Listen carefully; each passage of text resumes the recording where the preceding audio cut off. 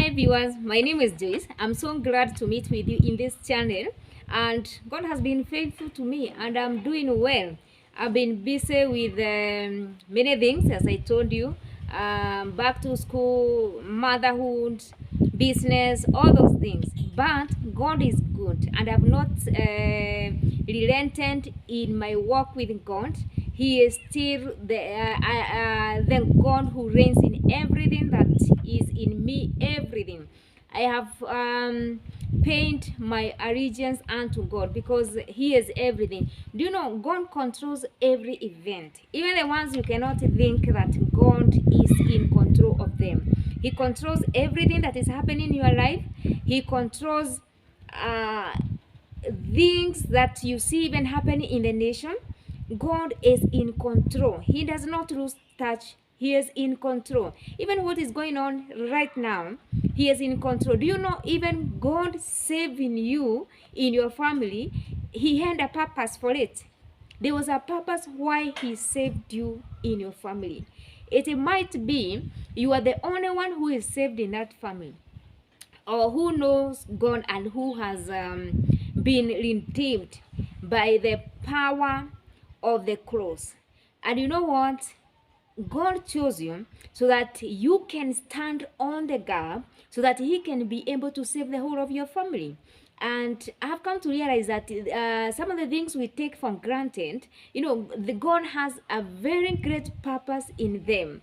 And today, I want to talk about don't give up in the souls in your family.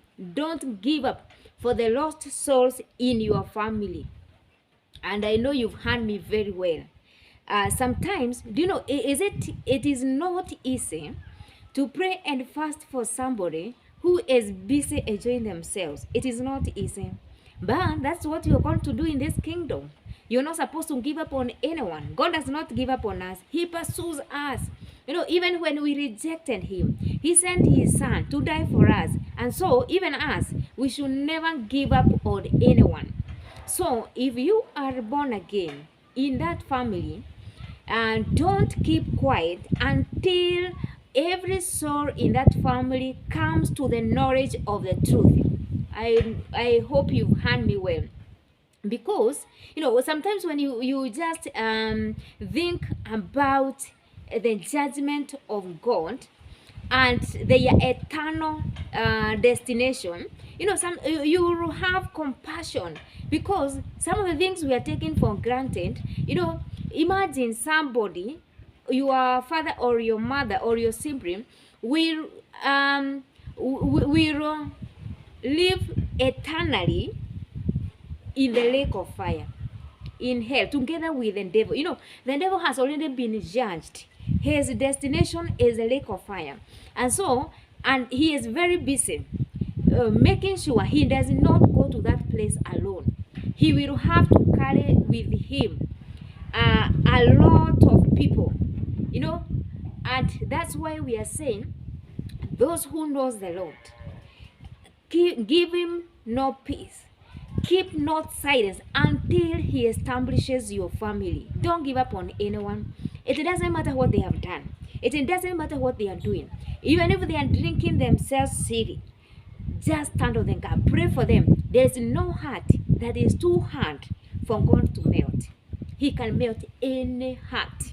There's no one who can defeat God. I want us to read in the book of Acts, chapter 26, verse 17b to 18. And it's saying, I'm sending you to them to open their eyes and turn them from darkness to light, and from the power of Satan to God, so that they may receive forgiveness of sins and a place among those who are sanctified by faith in me. You hear that? God would want every member of our family to join, those who are to join the place of those who are already sanctified by faith in Christ Jesus. And it is, our families should be there Today, I know we're supposed to reach to every soul, but today I want to talk about our families, because most of us, we come from families that are very broken. For people who are lost in many things that are not pleasing God. And you know what? We need to cry for those souls with compassion, so until they come to right, until they come to the knowledge of the truth.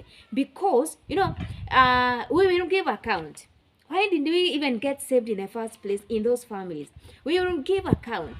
That did you pray for them? Why did you give up on them? Didn't God give up on you? We will give account. And you know what? The enemy has blinded them that they can't see. Unless somebody stands on the gap and break those walls, break those barriers, break them, so that they can come to the knowledge of the truth. They can know that the ways they are walking in is not good, and they need to come to the light. They need to recognize the power of God, the power of salvation, so that God can redeem them, so that in through Christ Jesus. And you know what? If you pray, I usually tell people, every time we pray, something must happen. And that is true. Every time you pray, something must happen. Don't give God timelines, because God, you cannot understand him. He is so mighty. He is so mighty. You cannot understand him. Don't give him timeline. Jesus said in Luke 18:1 that men ought to pray always. Not when you feel like, not when you have prayed so much and nothing is happening, but always. You see, always. You ought to pray always. And so you need to not to give up on anyone, but pray. Keep praying. No, it doesn't matter the number of years it will take, but keep praying. But one day, God will touch their souls. Yes, God will touch their souls. Even if it is at the point of death, it doesn't matter. But one day God will touch their souls, and they will, share their eternity with Christ. So we need not give up on anyone. And you know what? Satan has decided to destroy families. Let me tell you, he is at work, because he knows that is the genesis of everything. People are so broken right now, and the genesis comes from the families. So that's why we need to pray, and pray more that families be established. Because I usually say that when the leadership of the family is stable, when the men in the family, the fathers, they take their position and know their priesthood, position in a family, families will be saved. Many families will be established. We shall have a godly generation that serves the Lord, that knows the Lord. And you cannot be in God and get lost. There is already all the benefit in being in the Lord. So let's pray that even the leaders of the families may come to the knowledge of the truth. They may know their positions, the priesthood position, the leadership position that they have been given, so that the families may be established. And so we ought to pray and not give up, because that is what we've been called to do. And may God help us that we don't give up on our families, but we pray until things change. So God bless you so much, and do you well, and give you the strength to keep praying. In Jesus' name, amen.